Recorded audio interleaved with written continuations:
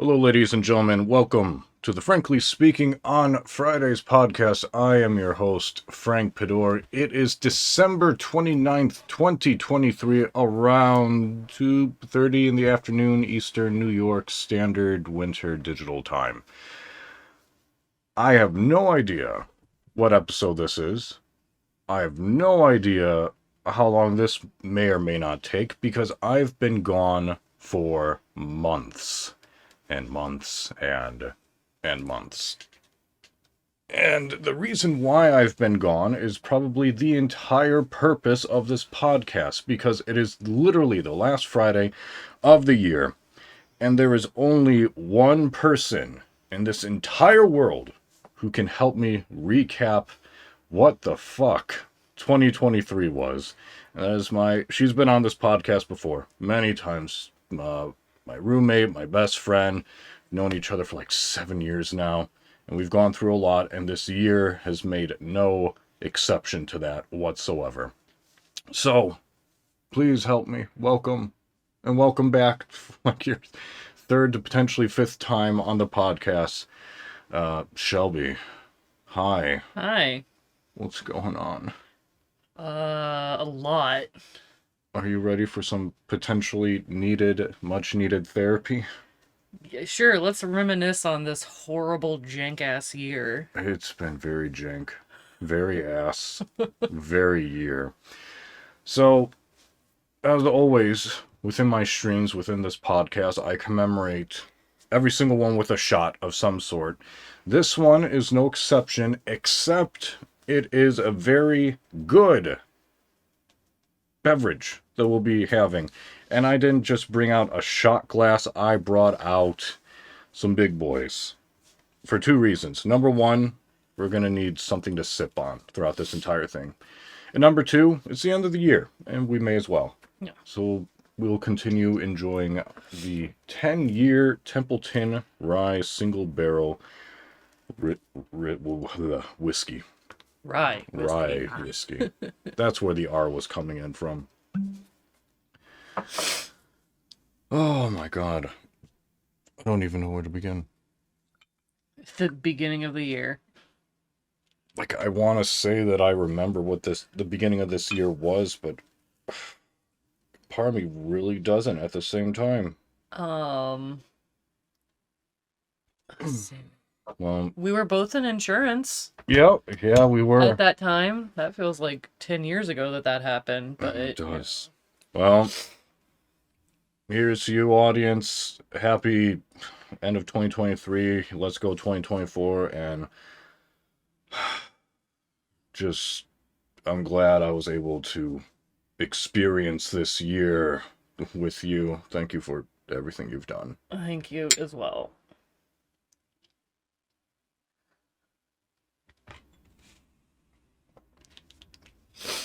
Oh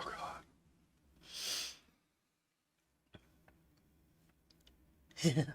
Exactly. What's dumb about this entire year that I can think of, and maybe we've learned better now, but we went into like 2023 thinking, okay, pandemic's over with or is nearly over with. We have new jobs. We're making money.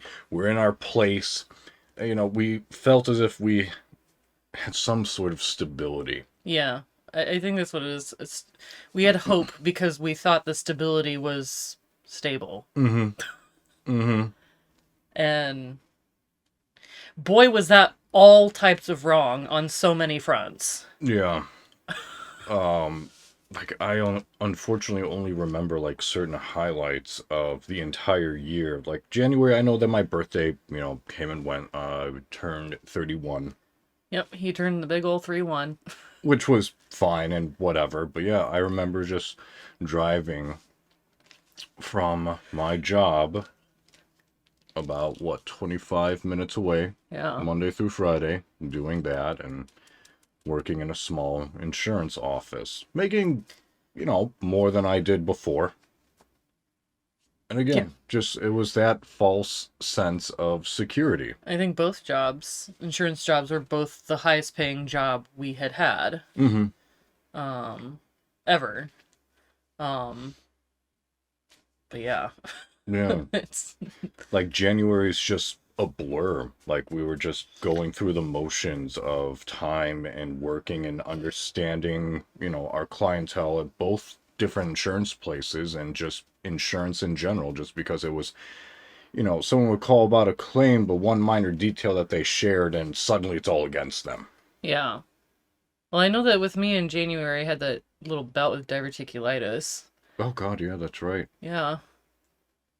Just bad bacteria just made me in pain Mm-hmm. pretty much constantly. Yeah. God, that happened. That happened. Yeah. I mean, the cats are still the cats. We got Monty in 2022, I think. Yeah, we right? got him in July 2022. Okay. I'm assuming and hoping they know that Monty does exist. I don't know if they do. So, that's actually a good point. Chalk passed away In January 2022. Not this year, but yeah. last year. Yeah. Yeah, Chalk passed away. Just sudden liver failure. Went without a cat for a while. It was just Rocky and Mally. It wasn't and without. Remy. There were still 3. There's still 3, but we're 1 less. Yeah. And some time passed, and I guess the animal shelter had someone make a very generous donation, be like, hey, we're inundated with animals, please come get them. Someone has waived in all adoption fees, so just come take. Yeah. And we That's what we went and took. Yep. We took one. Yep. Who was Rowdy Samuel in the paperwork at the shelter. He's not that at all. He's none of that. I mean, he could have been a Samuel, but he's not. I mean, well, when he goes on his moods, he's definitely rowdy. Oh, Like yeah. his crazy, the cat, hair up his butt. Right. Yeah. Then he's rowdy. Mhm. But otherwise, Yeah, I want to say it's been that long. I don't know if they know that story of knowing that, we're gonna go and see, maybe get another FIV cat, just because all the cats I've ever owned have been FIV. you just like the problem children. Evidently, like I seem to set myself up to not having a moment of peace in my life, and I guess it's all my fault. I self-sabotage my own peace. I mean, I suppose I just you get the ones that are already defective. Maybe it's because I'm defective. Aren't we all? Technically. Look at my cats. It's not like I picked the cream of the crop either. Remy is the only one that's normal. Ish. The only flaw in him is that he's a ginger, so he already has insanity laced in him. And Mally has one eye. Yep. And she's just a spoiled princess. Yep. But yeah, we got Rowdy Samuel. We were able to eventually successfully introduce him to the rest of the 3, who eventually accepted him. And he did no... all he did was just flop and squint. That's all he did. Yeah. Basically. To and us, that's still what he does. Yeah, to us, to the other cats, when they were hissing at him and checking him out, he just flopped and squinted. And whatever happened, happened. And now he's a part of the fam. Yep. So, it was, like, come February or so, when did you leave your insurance job? That was like February. I want a calendar because I know I can pretty much tell you the day because it was a very interesting day. Yeah, February 2nd. That was a Friday, right? Thursday. Thursday, yeah. Basically what happened is the job that I ended up going through a really quick process of like applying and interview. That was like what on the 30th of January. I had like an interview or something like that, just a phone interview, and it was like a 10-minute phone call with another company, and no, not insurance at all. It was music sales. And then she was like, well, I feel comfortable putting you on to the next one. When do you have time? I was like, crap. Mm-hmm. And so I just threw out like my lunchtime on the 1st, February 1st. And it was a 30-minute interview, and it went really well. I got hired on the spot from that interview, and I was like, oh boy. And they were like, yeah, so we're going to have you start on the 20th. And I was like, oh boy. So I need to come up with my 2-week notice, like, essentially now. Yeah. And then so I was like, I'm gonna do that, and that way I was gonna give myself like a little bit of a longer weekend so that I could prepare myself. I was giving myself the last day of the 15th, which was a payday Mm-hmm. for me. Mm-hmm. I was like, that way she doesn't have to worry about, whatever. So I send an email with my 2-week notice, as well as I put it physically on her desk on that Thursday. And all of a sudden, like, I get a call, I think it was on my personal phone around 2 or 3 o'clock, and she was like upset with me that I'm just all of a sudden leaving. I was like, I mean, I gave you 2 weeks. It's not all of a sudden leaving. And I was just like, I can definitely work it out. I'll definitely help bring in some people for you, whatever. And she was like, well, that's just not how this works, so you can pack up your things and go. I was immediately let go. So the 2-week notice meant nothing, even though I literally could have brought in people. They were like, oh, but they'll be bonding with you. It's like, not necessarily. I don't think people bond with the first person they talk to in a situation. They can, but, if I'm just throwing a quote out, that's just this insurance company doing the job, not me. Yeah. So whatever, I was like, fine, whatever, you can lose business, because I was the one that was calling out to people and bringing stuff in. Right. So whatever. I mean, I parted ways with the person who was there, because my boss wasn't there. I parted ways fairly happily with the other one. Mm-hmm. And so I ended up getting like, what, almost 2 weeks, a little over 2 weeks off. Yeah. To prepare for my next job. And unfortunately, if she had let me work until my day, I would have been able to at least get some level of unemployment if that came to it. Right. But she let me go like a week before I could collect unemployment. So it was really unfair on that front, because I really should have been able to. Yeah. But yeah, so I had that, but had a job lined up, and that started on February 20th. Yeah. So. Yeah. All throughout that. And that was a at home position. Mm-hmm. So I worked from home. So that was kind of nice in a way, just to be able to be home. Yeah. Definitely. Different. Yeah, definitely different, because that was difficult in some aspects, to not want to be like, I don't really want to work. Yeah. I'm but, already home in my pajamas. Yeah, literally. But yeah, that job started on February 20th. Yeah. And then throughout that time, my growing displeasure and just frustration towards the office that I was working for was growing. I think it was on that Monday, the January 30th or whatever, that you had that phone call. Yeah. Where it was like a 20-minute soliloquy on from your boss. Yep. Yeah, so all throughout the time that I was hired at that previous insurance place, I was making mistakes, and I'm going to. One, because I'm adjusting to a new office, although within the same company, a new office, and they have their own processes and procedures and how they want things typed up and organized and this and that. But then also just insurance in general, which is a huge plethora of situation. Like I said before, one detail can entirely change how processes should be done, whether or not the client's in fault or not. And every single mistake that I made, my boss at the time was older and had a bunch of like leg and knee surgeries. So the cold weather, he would just completely remove himself and go down to Florida for like 3 to 4 months. I think this is what old people do. I guess so. Joint pain, time for Florida. I mean, Kinda if your not... joints work better down there, then... Yeah, I suppose. I wouldn't pick Florida, though. I'd pick something a little more dry and less buggy and crocodile-y. Personally. I mean, it's not like it's actually common for crocodiles to show up on your front porch. It is for geckos, though. Geckos aren't that bad. No, but they're just everywhere.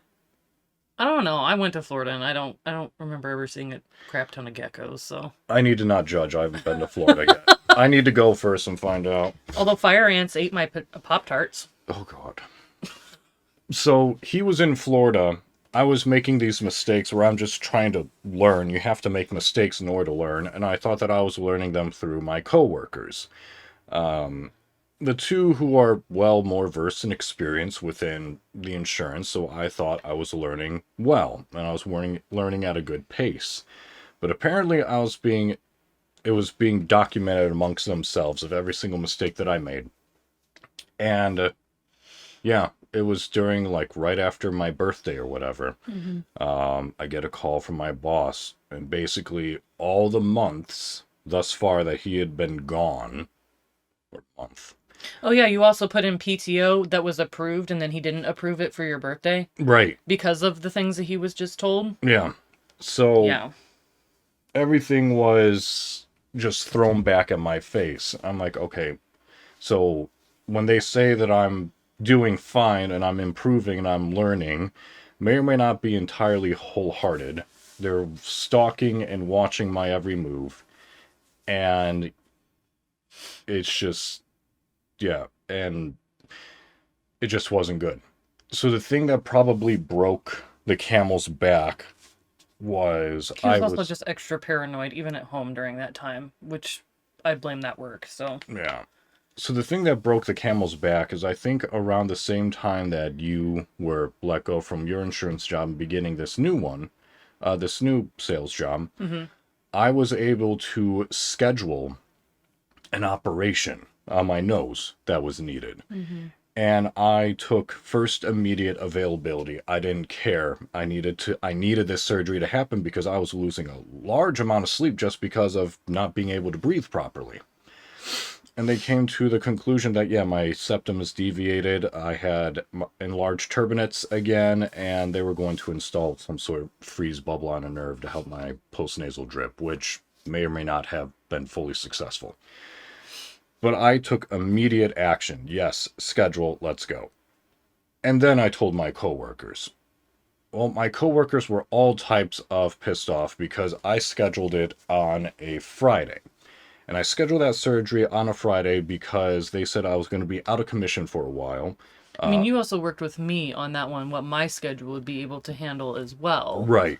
And because you had to let me know because I was in the middle of training, which I can't take days off in my first 90 days. Yeah. But I knew I had to. They were like, just let us know as soon as possible. And so that's why you set the date and I was like, that looks like that could be good for me. And I put in my thing, they approved it, and you went up to your work. Yeah. To tell them, be like, it's done. It's done. This is the day because of how things had to be scheduled, because of transportation, because I'm not going to be in any shape to be able to work or drive. And also it's on a Friday. That way I have the weekend to potentially just relax and then, depending upon how I'm feeling, come back, that Monday or Tuesday ready to go. And apparently they didn't like that at all. To the point where I was messaging one of my coworkers. She's like, well, did you even ask or this or that? I'm like, no, I needed to take care of myself. This was available and I took it. And I saw her take a picture of her screen, probably of my response, so that she had documentation of, yeah, he's inconsiderate. Look at. Just more evidence that they would forward to the boss. And that really. Yeah, I remember you texting me that too. Because I was in the middle of training, so there were things that they were just talking at us, and I'm listening to like every other word. Now I know what a dude does. But anyway, but I remember him texting me that, and I was just like, why? Why is that necessary? Like, you have to take care of number one. Yeah. That's you. So what the hell? Shortly after that, and all throughout that time, I was scheduling interviews and trying to get another job that was more closer to like production and creating and sound engineering, just something more in the lines of audio technology. And then I guess one morning I don't even remember what day it was. It was like a Tuesday morning, because I remember, because you went in, you had to be there at like 8:30 or 8:45 or something like that. 7:45, I think. No, Your guys' office opened at 9. at 9. So yeah, 8:45. We had to be there. Yeah. And I was already no, I was getting ready to because my stuff was 9 to 6 at that point. It was 9 to 6. And so I was essentially already awake by the time that he was driving to the place. And he called me. I don't even know if you were in the parking lot or if you were just still driving there. I think I was still driving. Okay. And he basically said, I can't do this anymore. I don't want to do this anymore. And because I think it was like the night before, 2 nights prior to, we'd been talking about you putting in your 2 weeks notice that you should do it by this date so you can be done with it and you can just have some time. Yeah. Whatever. And so you're like, we had agreed to that, that you would put a 2 weeks notice in, and then you called me Tuesday morning. You're like, I can't work this out. Like, this is just going to kill me. And I was being hesitant, and I'm in my new job, and I'm like, well, that means that my paycheck is going to have to be used to pay for everything. So it's like, but if we have to do this, we have to do this. I'd rather you be alive than having to suffer for another 10 days or whatever it was. So you just walked in and yeah, I don't know what you did. It was like, because I was talking with you for a little bit, so it was maybe around like 9:03 or something. Yeah.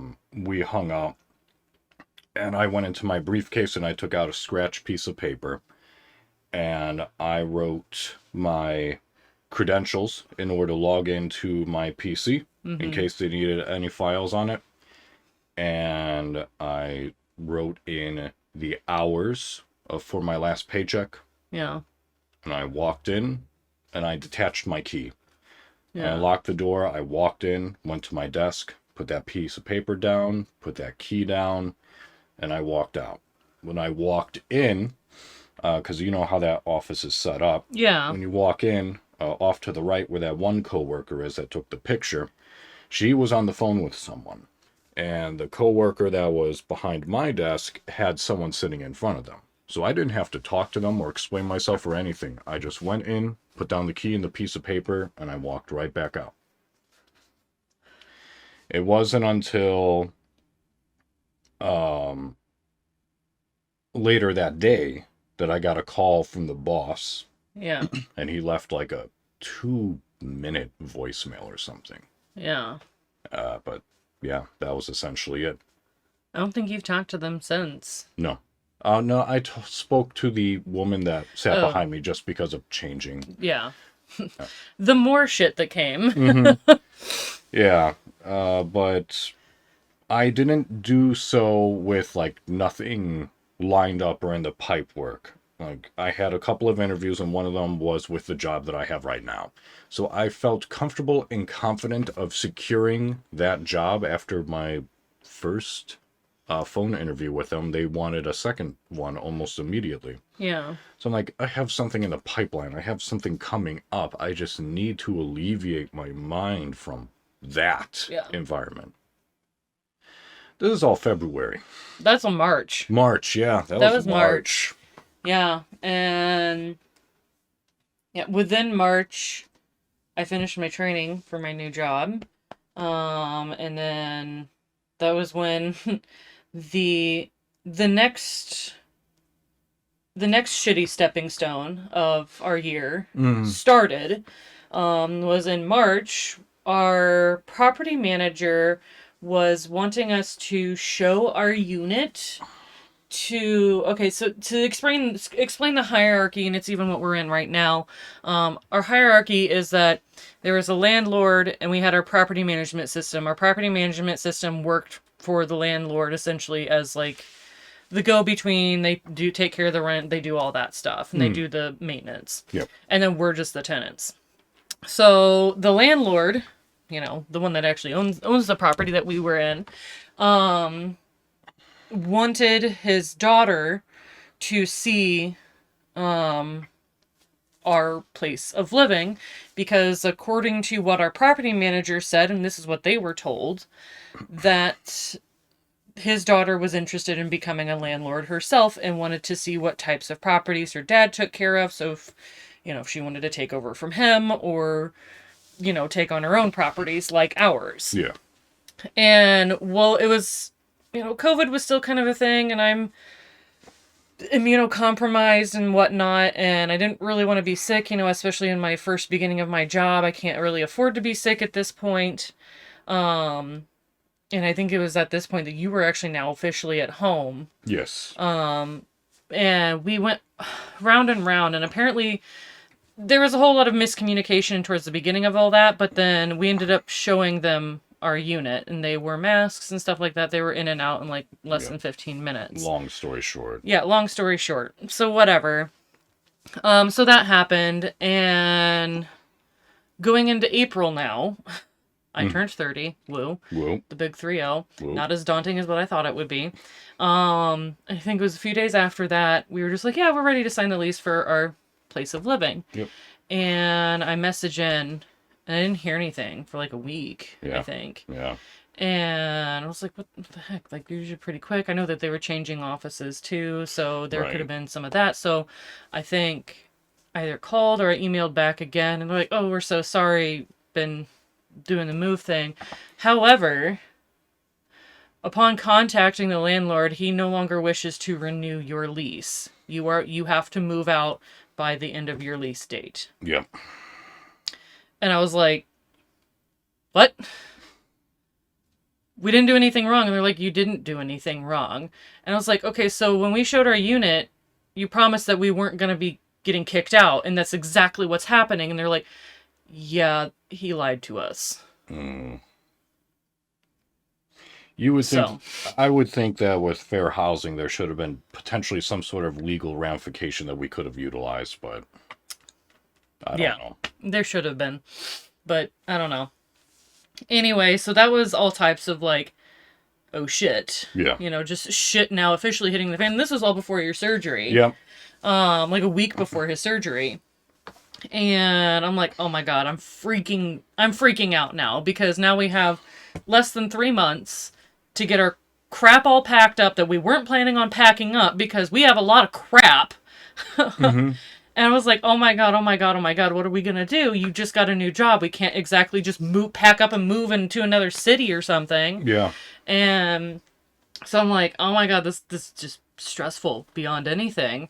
And we had told our family, and our family were like, we'll help. Whatever needs to happen, we'll help. And so I ended up working with our property management, because I was like, okay, maybe see what they have. Maybe they'll work with us because of something they have. Right. Yeah. Because I'd been looking elsewhere outside of different places. Like, man, I just really don't want to move that far since you just got a new job. Yeah. And ironically, we found a place. We found a house. And I was like, man, it was a little bit higher rent, like $200 higher, more rent. I was like, but it's a house. I'll be willing to pay $200 more for a house. Yep. No one to share walls with. Nope. No one to share a driveway with. Nope. It's ours. Yep. A house, 2-car garage, balcony. Yeah. Patio underneath. Yeah. Decent sized driveway. And a decent sized yard. We even have our own shed. Yep.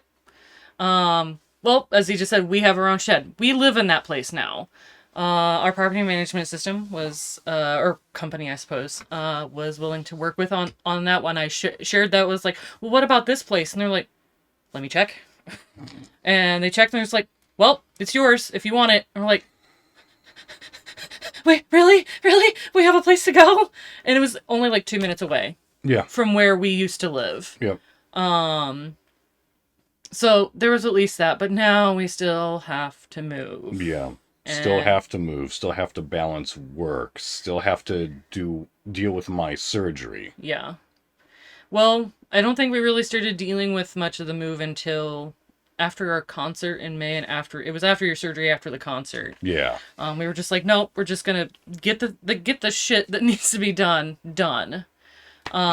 Plus he couldn't really lift anything heavy for some reason. His nose apparently involves him not being able to lift weights. Oh, it's just the pressure.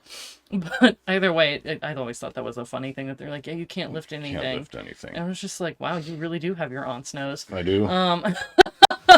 But yeah, so we just wanted to wait till after that where he was going to be mostly healed and we could actually start to transition our lives to somewhere else. Yeah. In the meantime, all of our paychecks that we were hoping to put towards, alleviating debt and this and that was going towards boxes and packing material and renting U-Hauls. And we learned this time we're keeping those boxes. Yeah. And we have them. Yeah. And there's another thing that will be tacked onto that as to why we're keeping them. Yeah. Not just for ourselves. Yeah. But anyway. Oh, and throughout this time, I already had a drunken argument with my brother. Yeah, that was in March. That was in March, yeah. After you left the insurance gig. Yep. And that's just... I won't go into full details, but my brother... It's still perpetuated even into now. Yeah, essentially. So... So there's that. May was honestly, I think really honestly, once we got told that we have to move, I think everything became an absolute blur. Everything became an absolute blur. Tensions and stress was high. Yeah. Yeah, because once we got into May and when we really started packing, it was move mode. Yeah. Was really what it was. And then we get into June and I'm working from home, so it's like I'm able to, on my breaks, to grab a box and throw something in there. Mm-hmm. You were going through a little bit of an alcohol problem. Yeah. Probably just the stress from everything. Everything. Because finances getting a hit, also having to move, and the only reason why we have this place is because of my very, very dear grandfather. He is the one that actually paid for the deposit. Yeah. For this place. We could not have paid it. No. There was no way. Nope. Because we needed to pay for all these other moving expenses, and he was just like, well, I want you guys to have a roof on your head, so here you go. So he paid for that, which is very, very kind of him. Yeah. There's a lot that we couldn't have done without your grandfather this year. Yeah, my grandfather basically saved our bacon. But yeah, we moved. I think we got this place. It was a Wednesday, I want to say, and we had like a week and a half essentially. Yeah. To get the stuff from over there over here. Yep. And we got the place.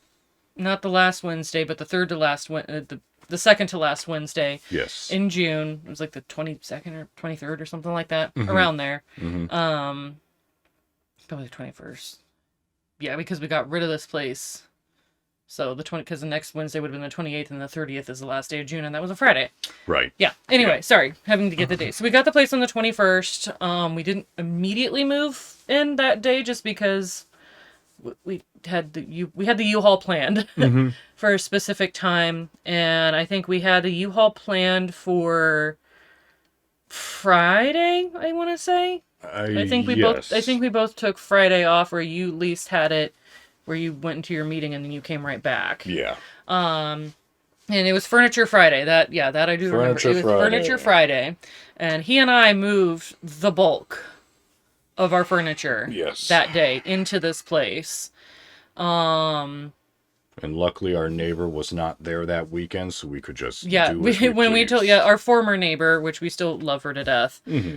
She was not there, so she's like, yeah, have the driveway, don't care, do what you need to do. She's also still sad that we don't live next to her, so but yeah, we got Furniture Friday, and then we had some friends of mine, a friend of mine and her husband helped us on Saturday to get the remaining furniture and all the other junk. Honestly, at this point, how it felt moving was just like, we have junk. And got the majority of that in. We returned the U-Haul later that evening. Yep. Shouldn't have, but we did. Because we could have gotten one more load probably on there, and it would have helped. Yeah, it would have. But then after that, it was after work for him and after work for me go over to the old place. Because I think that Friday night was the first night we stayed here with the cats. Yes. We were able to move furniture, and we just grabbed like a duffel bag full of clothes for like the weekend. We were able to get the beds set up. Yeah. But yeah, cats were... I think the boys were fine. Mm-hmm. They were like immediately, oh, we got to explore this place. Mally was not. She did not want to leave.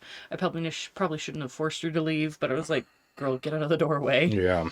But either way, they're all fine now. But yeah, basically all that following week was just after work.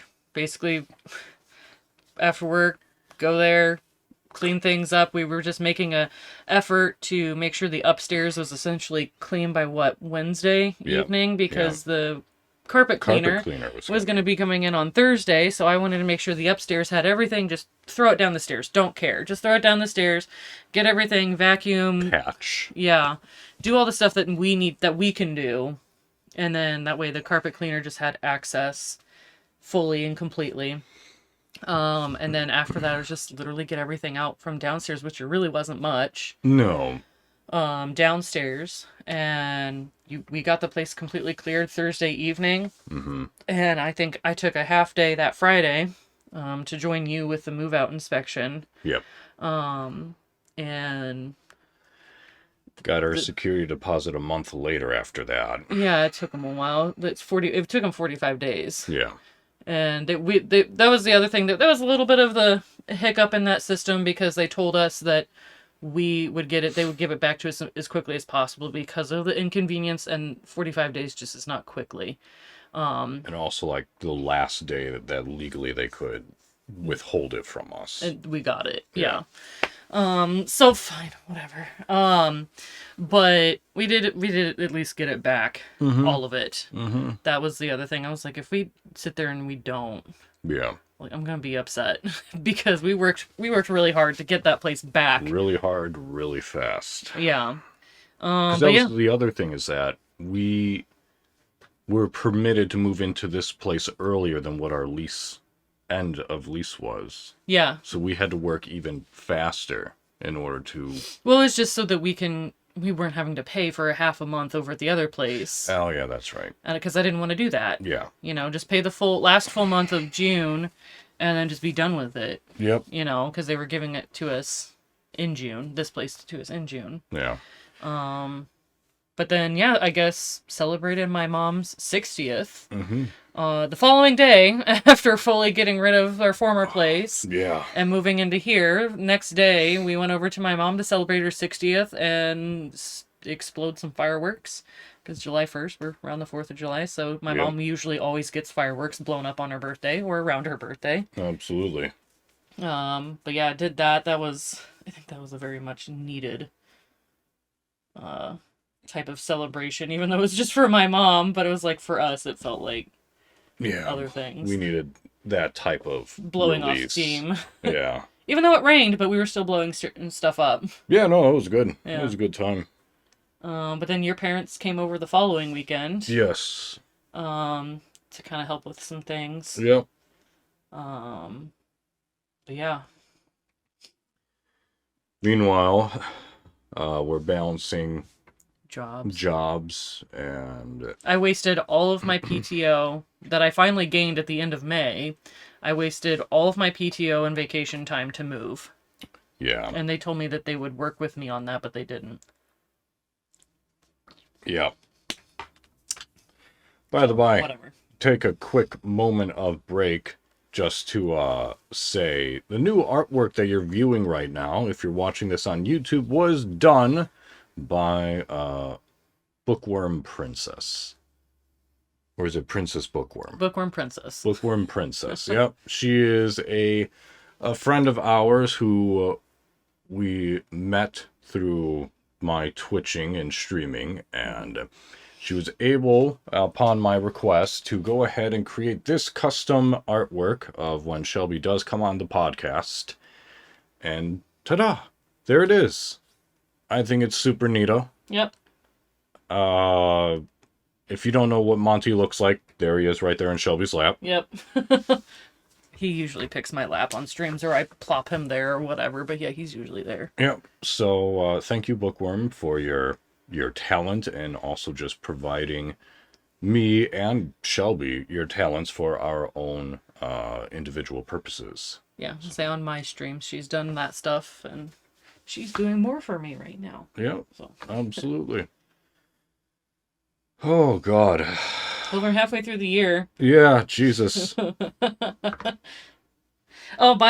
During this whole thing, we stopped streaming. Yes. We stopped streaming, I think, middle of June, beginning of June, around there. Mm-hmm. Just because at that point we were like, okay, it's just hightail. Every evening has to be focused on packing. Yeah.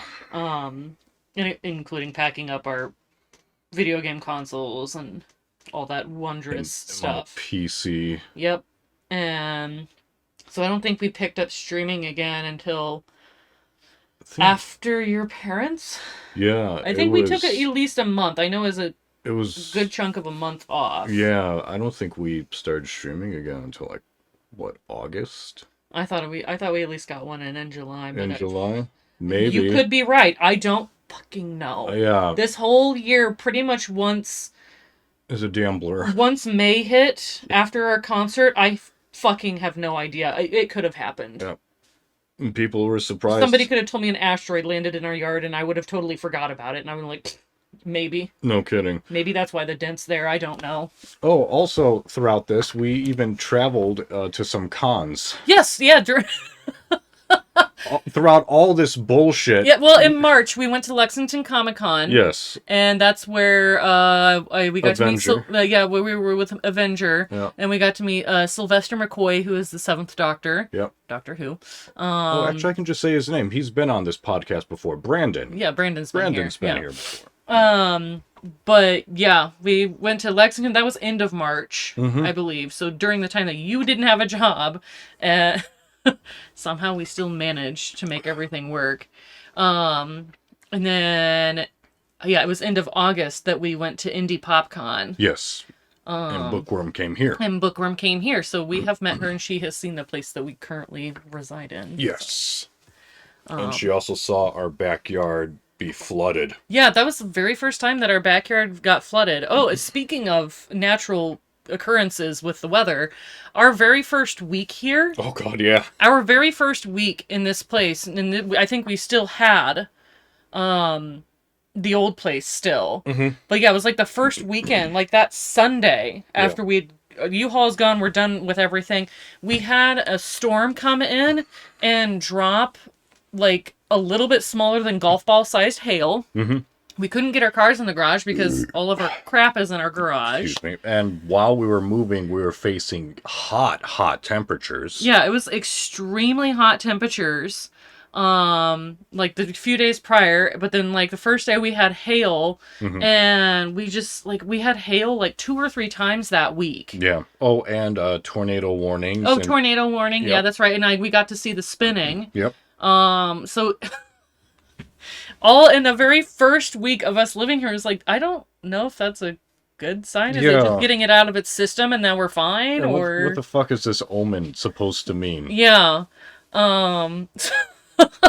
Yeah, and then we had the freak, but this was like a couple months later. We had the freak rainstorm while she was here. Mm-hmm. We were wired and all that stuff. We were staying up, and she fell asleep, and it just was pouring down rain outside. Yeah. And at one point, I think I saw lightning flash, and we were both looking outside. We're like, "Wait, what? We don't have a lake." Yeah, the water level went that high, like amongst our backyard, like there's a little outline of a creek, just because of tunneling and what have you in the sewer system, and that thing was overflowing. Yeah. And it came up to, we have like where our house is, and then we have like our backyard, and then there's a hill with like our lower backyard, and then that's where the creek is. Yeah, the hill goes down into that lower area, and yeah, that was easily probably a foot. Yeah. A foot to foot and a half, I want to say, filled with water, because that's how much it rained so quickly. It was the first time that we had such a heavy storm like that. So we went downstairs. And it hadn't rained in such a long time, so the ground was like dry, so it couldn't saturate anything. Yeah. And it just sat there. By the time we woke up, we just had some puddles, so it did move itself, it did move itself down the line, but it was like, whoa. Yeah, that was scary. But yeah, then we went to PopCon and Yep, had fun. had a lot of fun. Met James Marsters. Yep, met him. Bookworm met Sunny, someone. I forget Sunny his Straight. Yeah, the voice of Krillin on Dragon Ball Z. American dub, anyway. Yeah. And then, surprisingly, we made an impromptu meeting to meet, oh god. Ryan Hurst? Yeah, Ryan Hurst. Because apparently, unbeknownst to us, we were standing in line to see Marsters. Yeah. And right next to him was Ryan. And I just saw a kid in line with Ryan who had like a God of War Ragnarok Thor, like poster or picture or something. I'm like, no. And so we quickly looked it up while we're standing in line, and you're like, oh shit. Oh shit. He is the voice and essentially the body. And the body, yeah. Of Thor in God of War Ragnarok. I was like, no shit, that's... And I was just like, go get his autograph. So I think we quickly looked to see what the prices were, and you're like, yeah, okay, I'm doing it. Yeah. And I got his autograph for my mom.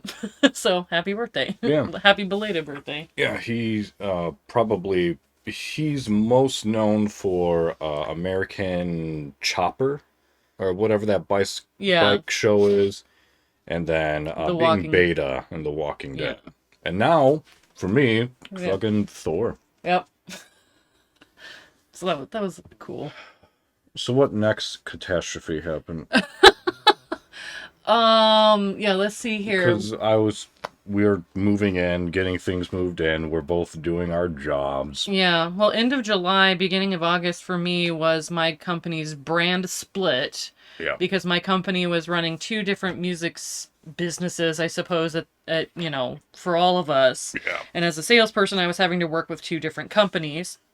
And so they had a brand split where those of us in sales were basically told, choose. Mm-hmm. Choose which brand you want to represent, and that's what you're going to do. And there was a lot of hoo-ha and getting my schedule solidified and stuff like that, but got it all solidified, and I split brands basically sort of beginning of August, I think. Yeah. And so there was that, and it was just a clusterfuck of absolute crap going on during that time. It was just, nobody knew what was going on, and everything was just like blowing up at work. Although I work from home, but it was blowing up for them from all that stuff. Yeah. So it was just kind of crazy during all that. And I had a different supervisor and a different manager because of the split, because the one that I had before, he chose to stay with a different brand and I went to the other one. So I had to split from that, which I was very sad about, because I did like my supervisor. But yeah, basically had a different one for 2 months. And then after that, basically the beginning of October, I went to a different supervisor and a different manager boss person. And yeah, basically August was PopCon. Oh. My work was blowing up. Yeah. One small but relevant detail before we moved is that she became affiliated on Twitch. Yeah, that's right. Yeah, I did. It was like beginning of June, something like that. Or May. I think it may have been May. Yeah, so we're both affiliates on Twitch. Yay. But yeah.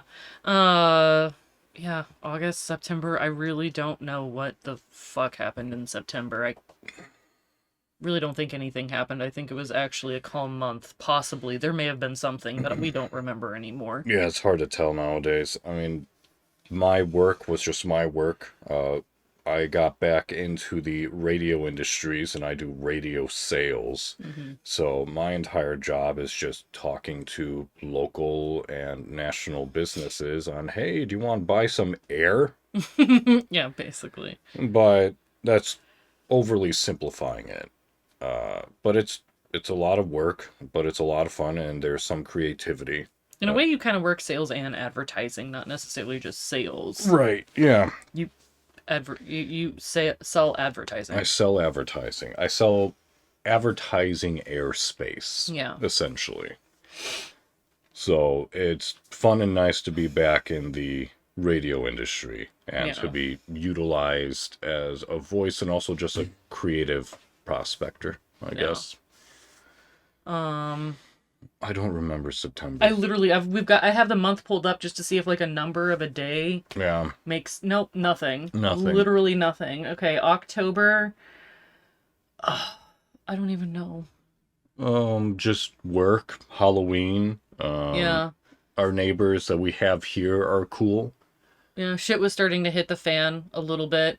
Mm-hmm. Oh, October, beginning of October, I worked my very last day trimming cemeteries. Oh yes, that's right. That is, I can officially say I've retired from a job. Yeah, after 16 years.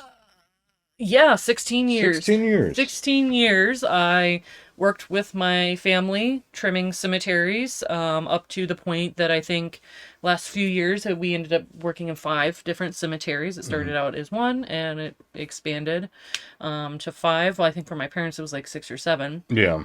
But yeah, we definitely expanded outward towards that. That was fun. That was some good money It was. that we were making on the side that also was helping us during the time that we were moving. I don't think we would have been able to survive without having to trim. No. But yeah, basically towards the beginning of October was the very last time that we did that. And so I got to officially say I've retired from Yeah. a trimming gig. I think it was also around. Probably for the best medically speaking, because I have plantar fasciitis in all both of you. feet. Yeah. My parents were not happy with it anymore. They were hurting. They were having back problems and all that crap. So. And I was thinking around that time too that they were saying, yeah, we're looking for another place or property. I think it was around September, so that probably was the thing that happened in September. Yeah. I think it was in July and August that my mom hinted at something. She was like, I'll let you know when things get more solidified. Right. And so I think like September or something like that, it was just like, okay, so this is what's happening. Yeah. So my parents are moving. It's strange. My dad is 71, my mom is 60, and they're moving. Yeah. So, yeah, I think all that didn't get finalized until Earlier this month. November. Yeah. Like late November? It was before Thanksgiving. You weren't there at Thanksgiving, and so they were like, yeah, it's ours. Okay. Yeah, there was like a sometime at the beginning of November that they finally sat down, got everything signed, all that crap. Everything's notarized, everything's done. Yep. They have a property now. Yep. And that they're going to be essentially building a new house Yeah. on it. Yeah. They're moving because the property taxes of where they currently live, where I grew up, is going up and is insane. Astronomically. Yeah. And wow. They know they're going to have to pay for it, obviously, for right now, but they just want to get out before it gets any worse, like too much worse. So that's basically what's going on with them, and that is why I'm bringing it back. That is why we are keeping the boxes from when we moved. So I guess we did know when we were moving, kind of to keep the boxes. But I think we also just initially were like, we're keeping them anyway because it'll help save money. Unless something gets absolutely destroyed, then yeah, we have to toss it. Yep. But if we can save these boxes, we're going to. Yep. And then my mom was like, yeah, maybe we'll actually kind of need them. And I'm like, oh, okay. We have them. We've got them. Yep. We'll, as we slowly unpack, we'll make sure to keep any of the ones that make it out okay. Yep. Boxes, tubs. Yep. Packing stuff. Yep. But yeah, that was basically October. Halloween happened. It was freezing cold. Yep. But we had more kids than anticipated come on over. So that was cool. To actually have kids like ring our doorbell, that was weird. Yeah, she is adjusting to true suburban life. Yeah, I grew up in the country, so this is weird. Being solicited for things that don't matter, especially after those storms, which was actually really funny for me and my work people, because we would have people ringing doorbells and knocking on the door, be like, hey, can we go ahead and inspect your roof? And I'd just be like, well, can't really help you out there because we're renting, so you gotta talk to the owner. But if you want to What are you doing for advertise, advertising? here's my business card. So I was soliciting solicitors, which is great. He was just back selling. Um, But yeah, October, I think the work was starting to get not so great for me. yeah. November, I don't really know. It was still kind of the same. Thanksgiving happened. Work was getting worse for me. Mm-hmm. Yeah, because basically it started in October. Like, Yeah. work was like fine, and then it wasn't. And it was because the third supervisor that I got switched to should not be working at this company. Should not be in a leadership position. No. And the only reason why he is because he's spineless, and higher management can just manipulate him to do their bidding. Yeah. So yeah, then November. So November for me was just honestly the start of the traumatic crap for my work. Mm-hmm. I basically had been written up by my previous supervisor, but it was something where he's just like, you're not going to get to the next one. He's like, I know you're not. You're doing really well. It's just, I have to, Mm-hmm. you know. And it was just something where just like, because I wasn't doing so well with sales, but it's the brand split. Don't blame me. I honestly think the brand split actually hurt salespeople more than it aided. I'm sure it did. Anything. And so whatever. So I was getting sales prior to Yeah. everything, and then I stopped. Like, it just absolutely stopped. But I got written up and whatnot. But I was right there on the cusp. Like, he was just like, I did this. He's like, I'm sorry, I have to. You know, and I was a bit salty about it, of course, but he was just like, you're right there. He's like, by the end of October, you'll be there. Mm-hmm. And so it's like, I had faith in that, but then I had to switch supervisors right after getting that write-up. Yeah. It's like, how fucking wonderful is this? Well, my new supervisor didn't talk to me for about 2 to 3 weeks. Like, I wasn't even in a group for like a week. Yeah, that's right. I was by myself. I was working, but I was by myself. I wasn't in a group because we were like in Teams meetings, like Microsoft Teams. Yeah, I wasn't in anything. Or I was still part of the old one. Yeah. But I wasn't a part of the new one, and I had to message him, and he was just like, oh, I'll get on it. And it took him 2 days later for him to add me. And then he didn't talk to me for like 2 to 3 weeks. Yeah. So I was essentially ghosted at that point. And then we had two one-on-ones, which that's what they're supposed to do. Every week we have a one-on-one with our supervisor to just see how things are going, what can we do. Well, I had 2 of them, and then after the second one, like 3 days later, he wrote me up. Because I wasn't making sales. It's like, well, maybe if you'd talked to me prior to, instead of ghosting me for 2 weeks. Yeah. Maybe whatever. But during this whole time, I was literally like, I've been telling him, I was 1% away. Yeah. Like, literally, because they work on this prioritization thing for calls and inbound calls and stuff like that. And I was 1% away every single fucking prioritization period. Mm-hmm. And after once he started meeting with me, he was just like, yeah, just do this. You'll be in. And I did that and kept going with the other things. I didn't get in. He wrote me up. I'm like, that's not my problem. Yeah. If you're telling everyone else to push it, then everyone else is going to push it. It's going to bump their numbers up, which means I will never make it in. Yep. And I saw him doing that. He would do that to the entire team. He would tell everyone push it on the last day, and which made it so that those people like me who are trying can't. Yeah. So he was intentionally sabotaging those lower. I'm pretty sure of that. So whatever, I got wrote up a second time by this fucking cuck who didn't know me. Didn't even try to get to know me. And anytime, like, I felt like, maybe we can have a conversation about whatever life and stuff like that, he wanted to end the conversation really quickly. He didn't, like, even one-on-ones when he was just talking about work to try to help me, he wanted to end that conversation really quickly.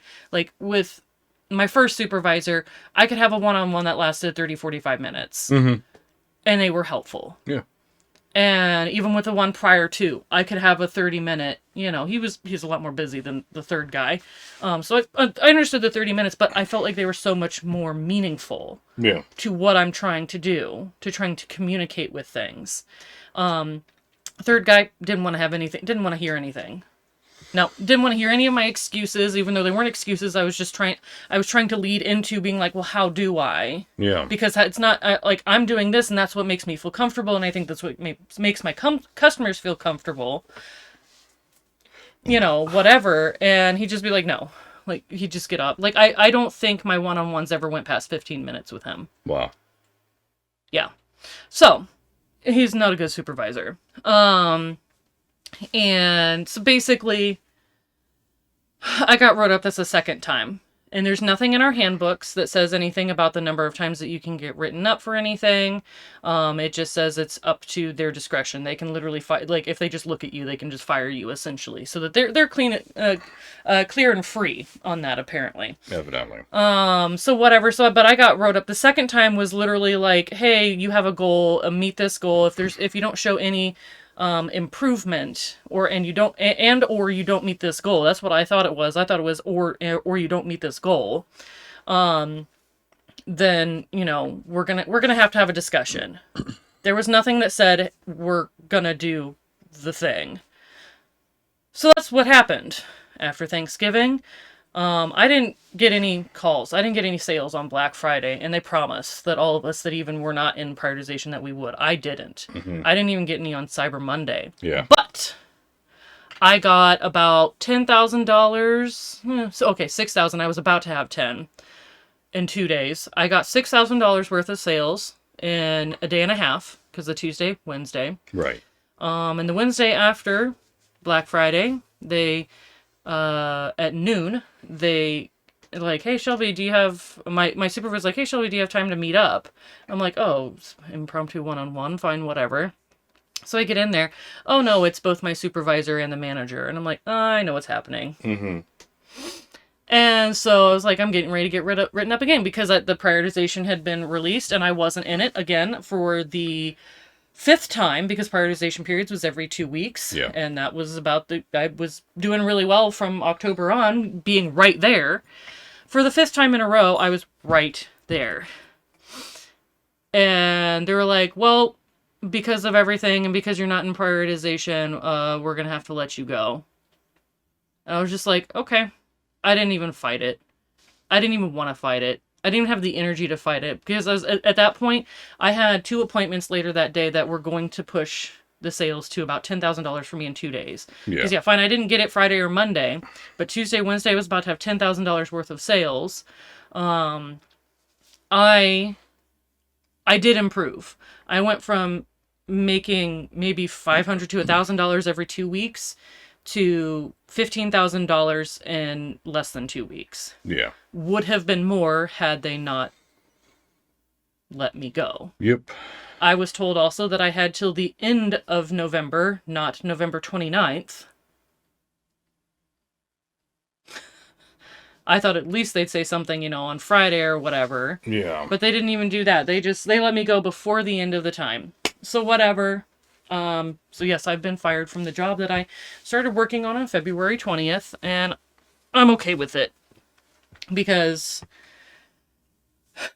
they did not fulfill their end of the bargain. They did not help me when I asked, none of that stuff, because they never kept me in the one-on-one long enough for me to be able to do anything. They intentionally sabotaged my job. They intentionally sabotaged my career with the company. Yeah. And so that day, I called him first, upset. Yeah. Because I was like, you gotta be fucking kidding me right now. But then I immediately applied for unemployment. Didn't hear anything for a little bit from them, but it seemed like they approved it like a few days later. Mm-hmm. So now we're here in December, where we are now. Yep. But I will finish and then I'll let him go. I just have one more thing to add from my job. Because, no, you're good. You're good. But again, therapy. Yeah, I know. But basically didn't hear anything from unemployment, and I just kept filing the vouchers. And at one point they said, hey, we're having an issue. And they called me, and I missed the call. Because I was depressed and asleep at the time. But I saw the call and I was like, I listened to the voicemail. I was like, Indiana Department of Unemployment. I was like, shit, I need to answer that. So I called right back. I mean, it was literally like a minute after she left the voicemail, so I knew she'd still be there. Mm-hmm. Called right back, talked to her, answered the questions, answered everything truthfully. said, I was like, I know that it wasn't going all that well, but I was doing every effort that I could Yeah. to make those changes, and I was doing it without their help. Yep. And so whatever, she's like, okay, well, I've talked to you first because in this situation, we try to view those who are applying for unemployment as there's the victim. Yeah. And I appreciate that. I mean, I don't know if that's just her or if that's just protocol. I hope that's just her because it wouldn't make sense for the whole state of Indiana to actually give a shit. Probably not. No. But that was just her. And so she contacted my former workplace. And I was just like, man, they're probably going to come up with some sort of bullshit. I'm not going to get my unemployment or whatever. Because basically what happened is I went into unemployment. They probably got a notification. They refuted. Yep. But didn't refute with any evidence. And so that's why she called me to be like, hey, they're refuting. Let's get this story straight. So I say my side. So she contacts them. And in the most glorious possible way, and I was so fucking excited that this happened. You can probably already sense that I won. But they could not provide evidence that they had means to fire me. They didn't. They unlawfully fired me. And so now I'm on unemployment because they did the wrong thing. Yep. Because according to the sheet that they gave, I made improvement, which was actually not an action to fire me. And so the state of Indiana found the company that I work for at fault for unlawfully firing someone Yeah. from a job. Yeah. And I have to say, reading that document was just probably like, I hate cherries on top, but it was the cherry, it was the sundae, it was the sprinkles, it was the caramel squirt all over it. Man, it was so fucking great. Yeah. To be reading that, I was just like, oh my god. And then literally, right after I received that document, 2 hours later, I got my first payment. I was like, oh my god. Yay. This is so great. Victory. Yep. Which I gotta do that, actually. I still haven't done that for this week. Oh, probably should. But, yeah, anyway, that I won that. So I was definitely, I mean, he like Frank sitting here, he knew I was wrongfully fired. Oh, yeah. I knew I was wrongfully fired. Anybody that we talked to while we were streaming video games were like, you were wrongfully fired. Yeah. And, well, I'm glad to know that the state that we live in Think so, too. thinks so, too. Yeah. And so I'm just like, that's wonderful. Yeah. For me. But that's mine. That gets me up to the middle of December, but I will save my stuff. You can go now. We're in November. Back to November. I mean, I don't even know what I have to say. You home for November. Thanksgiving. Yeah, I did go home for Thanksgiving. And that just kind of escalated, I suppose. Oh, I got full body hives. Yeah, that's right. On Thanksgiving. Yeah. That was fun. Apparently, there is a thing called magnesium overdose. Yeah, and apparently I did. I didn't know. Somehow. I'm fine now. It went away. It took about a week and a half, I think, for it to go away. But Yeah. I had to be on medication for it to go away because it wasn't. Yeah. Luckily, they were able to identify it. Yeah. So, yay. Weird. But anyway, yeah, sorry, just reminding me of Thanksgiving. I was like, oh yeah, that thing. Yeah, that thing. Yeah. Yeah. That was fun. No, I went home to Illinois home for Thanksgiving. And things between my brother and myself still haven't been resolved. And so I stayed with my sister and my brother-in-law and my nephews, rather than staying at my parents' place, because that's where my brother lives. Yeah, because his brother still lives with his parents. On their request. On their request, but he's still there. Yep. So, I just, had, I suppose, confronted my brother in one way or another and basically rejected him and conversation with him due to personal reasons regarding mental health towards myself, my brother-in-law, and just the relationship in general. It's just not a good relationship, and he's just an individual that I feel is weighing down positivity within my life by associating with him. So I decided not to. throughout the entire Thanksgiving. And that's been that thus far. Thanksgiving was good and fine. Otherwise, food was good. Nice to bond and be with my family. Oh, speaking of which, he'll never hear this, but happy birthday, oldest nephew. I owe you a call later. But yeah, if you ever hear this, years down the line, I'm sure. Yep. Hi, happy birthday. You are 17 today, I think. Jesus. Right? Let me just double check a text message. Yeah, he is 17 today. So, happy birthday, oldest nephew. That was basically it. Otherwise, it was just work and sales and production stuff and events and this and that, and just keeping busy with that. Yeah. There's a lot of work details that I could go into, but honestly, it's unnecessary. It's just work stuff. Mm-hmm. We're just know that the sales team that they have compiled this year, like I began in April, the other two new salespeople began in May. They're kicking it. ass. We're killing it. Yeah. I will say that this month alone, this December, is probably not going to get any more sales. Like today was probably the last day. Yeah. But we're probably shy this month of getting $250,000 in sales in 1 month. And this team is not even, like, their 3 newest members are not even a year into this job. And that's what we're doing. Isn't like being $250,000, that was like, what, 300 and some % above goal or something like that? Oh no, that was was 1 week. You guys were like 300% above goal, but like probably for the whole thing, you guys are probably like 200% or whatever above goal. Probably. Yeah. Yeah. It's insane. So our first quarter is going to be extremely healthy, without a doubt. Otherwise, December is just December. Just finalizing copy and work in detail and just trying to be better amongst ourselves, self-improvement and improvement amongst each other. Oh, also this entire year I've been taking vocal lessons. Yeah, That's been a thing. Yeah. I've been learning how to sing opera, and apparently I'm rather good at it. So those lessons will continue on to the next year. Yep. Yeah.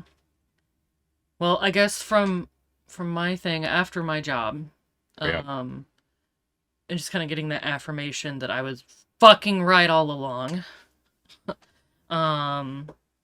Something that I'd been wanting to do for maybe a couple of years. I don't think very much longer.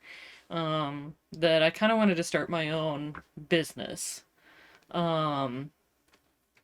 Just because something that, like, his mom taught me how to crochet. She is so much better at it than I am, but she's also had, probably within a decade or so herself to be doing what she's doing. On and off, yeah. Yeah. But as I started to learn and I was just doing stuff on my own, I realized that what I was creating was actually really good for cat toys. And I was just creating like, single strand, like cat toys for cats. And the cats were just enjoying the crap out of them. There's a distraction here right now. There's actually a cat on the desk right now who is making love to my thumb right now. It is very weird. Yeah. But yeah, so basically once that happened, I was like, I don't really feel comfortable going back into the world of capitalistic business, even though, yeah, I'm going to be now a part of it, but I'm crafting, so it makes... You're your own boss. I'm my own boss. I was like, I'm just so done with this because this world is just full of people that are just assholes. And I'm tired of working under these assholes. And I need to do this because I need to try this. I need to see if this works. And so Frank here has been extremely gracious enough to allow me to do that. To allow me to find out if what I want to do will be functional, be feasible. And basically I've in a very short amount of time, we have come up with the fact that I will be selling crochet cat toys. Right now, it's just going to be string stuff, maybe a few little mice here and there, crunchy mice and stuff like that. Mm-hmm. But that's basically what we're doing. What I'm going to be doing is starting my own thing. The business name is going to be called Imperfect Designs, with the imperfect being the per part being Purrr, because why not? You know, if I'm getting my start making cat toys, I want to do it. And plus, also just being called Imperfect Designs. Don't expect something that is so darn fancy. It's cat toys. They don't care. Yeah. You can give them a cardboard box and they're absolutely excited. So, you know. But that's basically what I'm doing, is I'm starting a very scary kind of type endeavor. Mm-hmm. Where I'm starting my own business. We Yeah. went to a bank earlier this week to figure out what our next step should be, you know, what I need to do, all that stuff. Got some advice. So there's things that I can do. Yep. Certain legalities. Certain, yeah, legalities and everything, so that I don't upset the IRS, because we all don't want to do that. I mean, if the Joker is more scared of the IRS than Batman, that says something. Yeah. But yeah, that's basically what it's been. It's been a little bit scary at moments, and I've had my self-doubts with it. But yeah, that's basically what I'm going to be doing. And come next year, I really hope to be able to get that going and getting it off its feet. I mean, right now, again, like we've been saying, my grandpa has been saving her butts this year, and he's continuing to do so for me, so that there's not too much burden on Frank here. But it's gonna work. Yeah. You know, It'll be fine.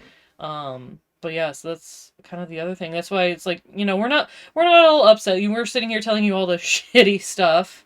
No, there's a lot of shit has happened this year, without a doubt. But there's been some good, and that's why I share, you know, I'm starting a new business. It's scary, but it's good. Yeah. You know, his work is going really well for him. I'm doing a lot of good stuff, not only for the community, but also just for myself. Yeah. We are in a house.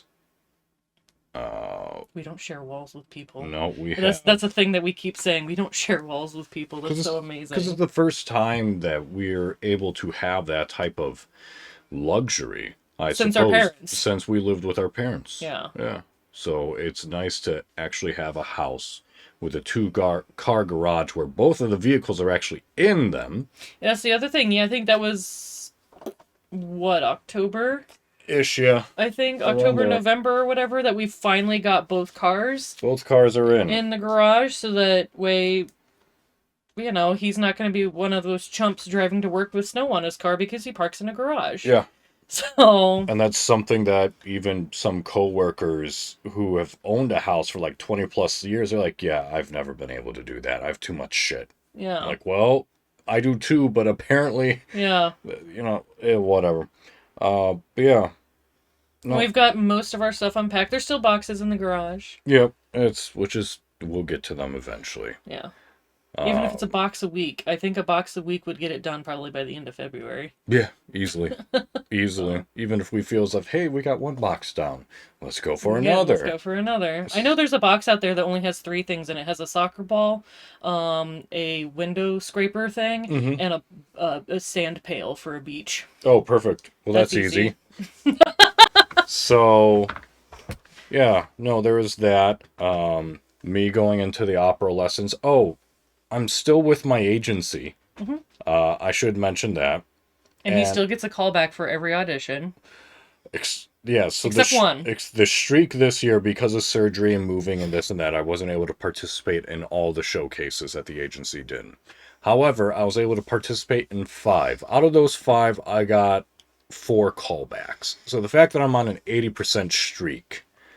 And could have been up higher if shit didn't hit the fan, literally. Yeah. But, yeah, you know, it is what it is between the opera lessons, between the surgery, and just everything else. I'm hoping to be able to improve my equipment. Yeah, no, things with the opera singing and training is going well. I got a new piece of equipment, which is the new Shure SM7DB, courtesy of Shelby and my mother as a combined like Christmas birthday gift.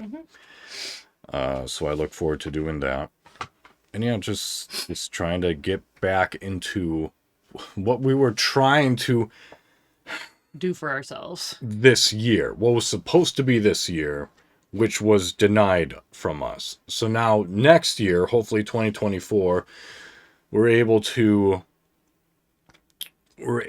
better ourselves both individually, together, and then also just with everything else that we wanted to do creatively. You know, I wanted to go more into creating more podcasts, for one thing.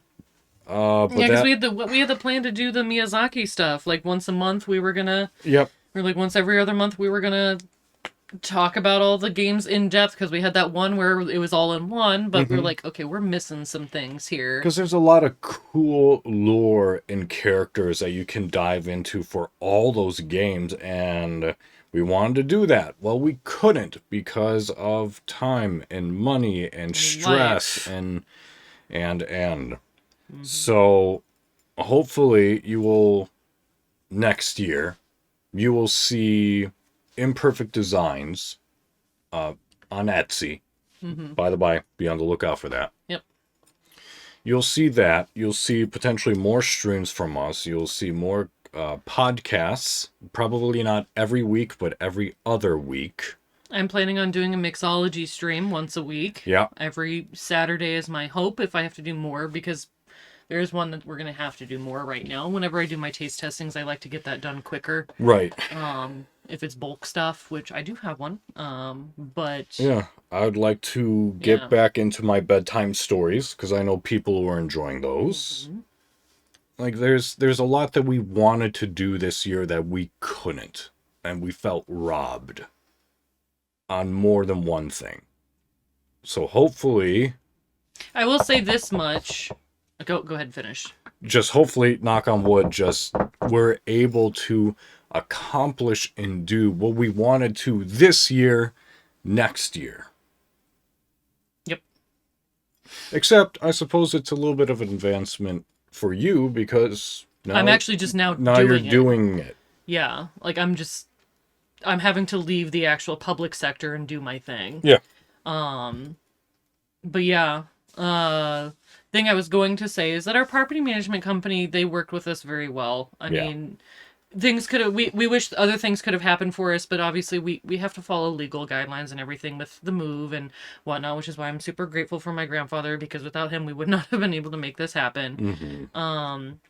But that with them, when we moved into where we are now, they said, we really look forward to seeing how you guys make this place better, because they saw what we did at our previous place, and they're like, wow.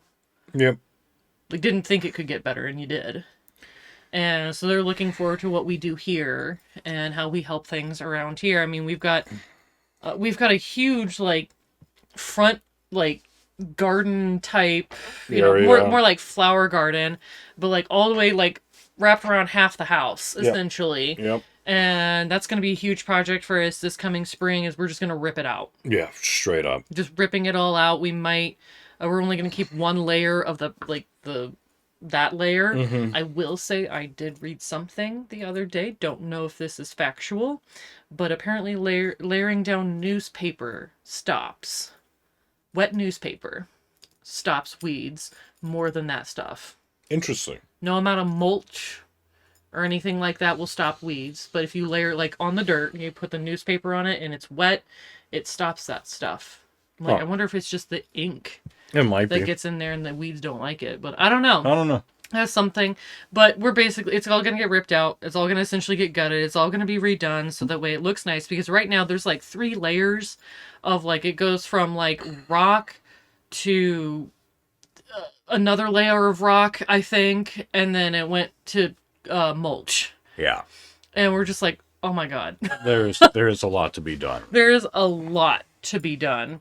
And we're gonna have to figure out what we want to do for our garden because we've got squirrel heaven And deer. around here and deer that eat plants. So we're gonna have to figure out some things that our garden may have to be on our balcony. It's possible. And if that's the case, that's fine, I suppose. Yeah. So there's gonna be a lot of stuff that's gonna be happening in this coming year.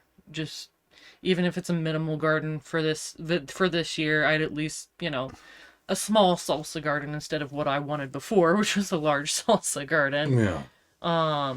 With herb garden. We'll get things figured out, get But things done. I'm looking forward to this coming year just because. Hopefully we have established some sort of normality. I'm not even looking for stable, just normality. Yeah. And I think that's just something that this year we're just gonna hopefully be able to set ourselves on the tracks that we wanted to this past year, because like he said, that got robbed from us. And to sit there and if somebody were to ask me like, well, what do you think would have happened had nothing, I don't know. I really do not know. I do not have the capacity to remember what even we really wanted to set out for ourselves. I know you wanted to do more of what you said, but there may have been more. Well, but I know that even if, everything happened with our jobs that happened, but if you were to completely remove the factor of us having to move, so you take back all that money that was spent towards it, all that stress, all that effort, and if we were able to keep, our bills and everything the same that it was, rather than it being slightly inflated here, like, we would have saved a lot of money. That money could have then been put towards not only our individual debts, but then it would also been able to be put towards upgrading my equipment so that I could have potentially done more. Not only for my auditions, but just everything else. As a freelance voice actor and narrator, that's where my mind goes, is that money not being spent towards debt or improving the tools that we need in order to accomplish our goals. Yeah. That's what I think. Yeah. And I think this year we've talked more. I mean, this year's had 2 record-breaking Powerball stuff. I think this year we've talked more about, like, the what ifs if we were to win a Powerball, because it's nice. When we're in such, Schitt's Creek, not the show. But, we're just so deep in that shit.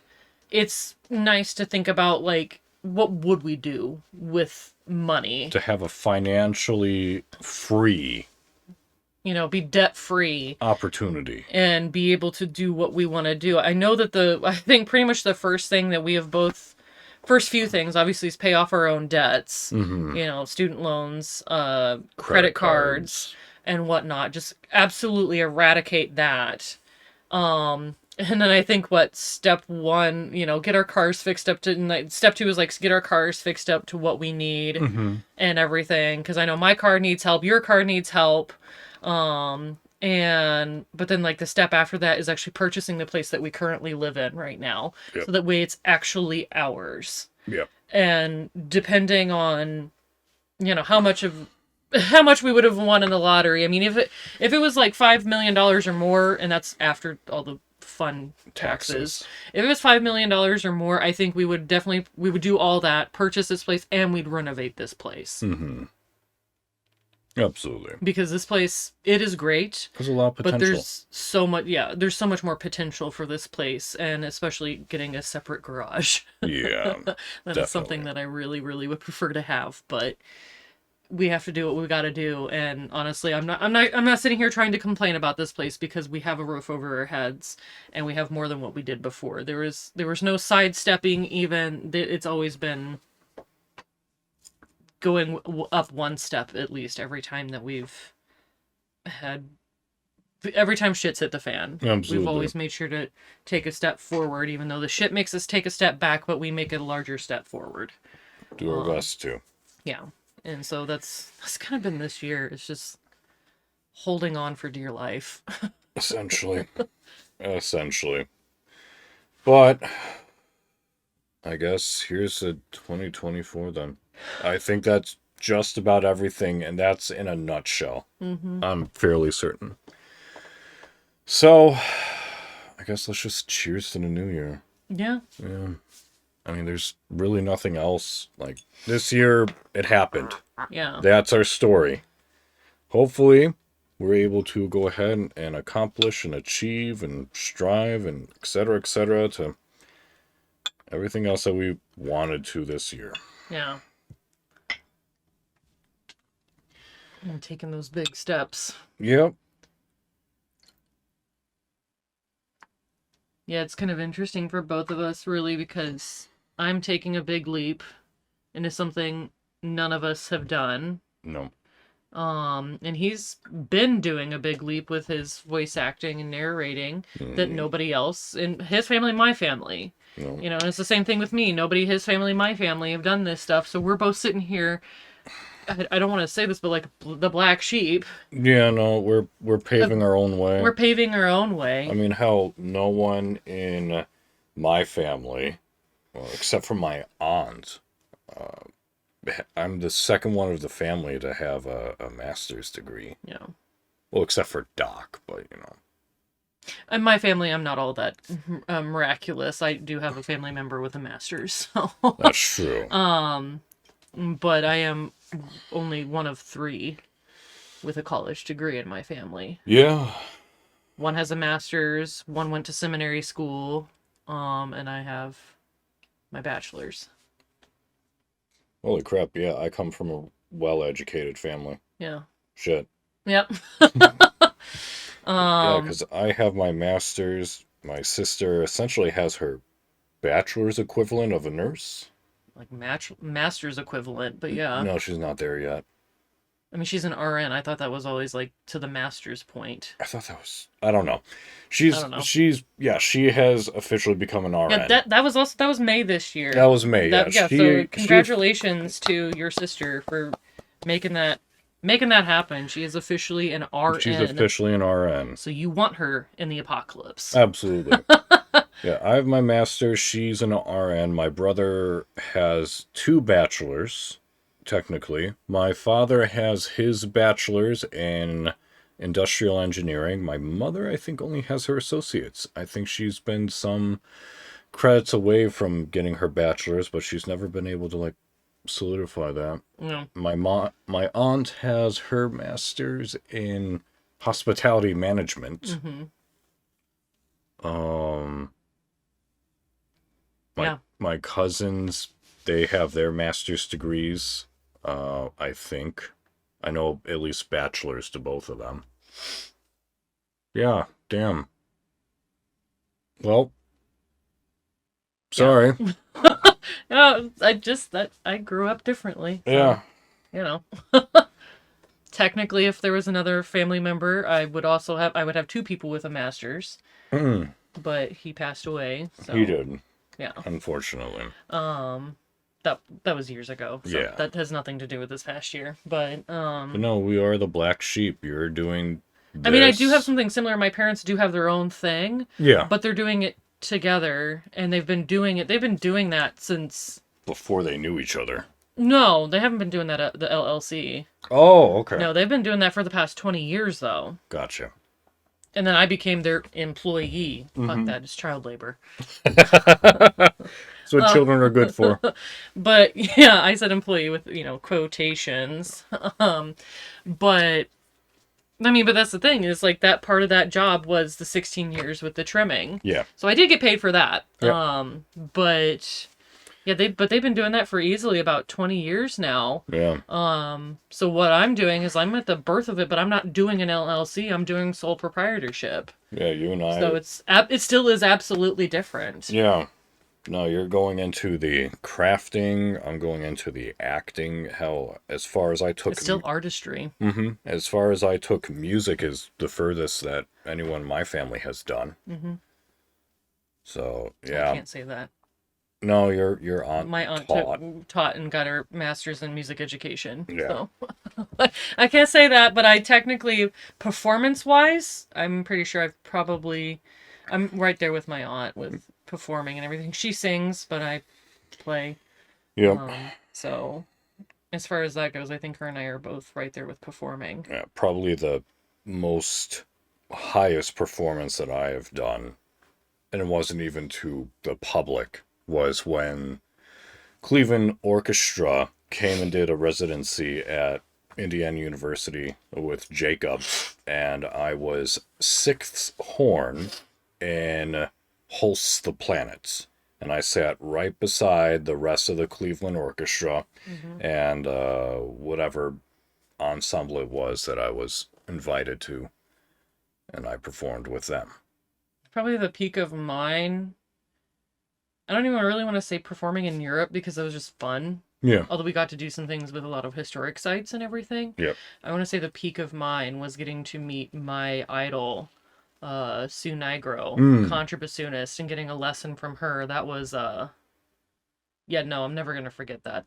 That's honestly probably the peak of my musician. Yeah. I don't want to say the peak, but that was the most exciting thing that I've ever gotten to do with someone who's actually, search her on iTunes. She's there. Yeah. You know, she's the only contrabassoon performer that I know. Yeah. So that was definitely a lot of fun. I guess being a student of Clevenger is pretty cool too. Yeah. Yeah. Yeah. But yeah, I mean, it's kind of our year. Hoping to make this coming year the year that should have been this past year. Yeah. So hey, here's to many successes to come, and if we survive this year, battling this year together, then whatever the fuck happens next year, we got this. Yep, we got this. To all of our future endeavors, may they succeed. Let's go.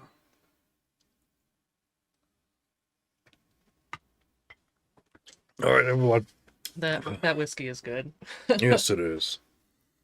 Well, everyone, that's the podcast. Longer, but honestly, I'm not going to cut this. I'm not going to splice this. I'm not going to put in separate parts because this is... Well, we might. I don't know. Maybe, I don't know. Rocky choking? Meh.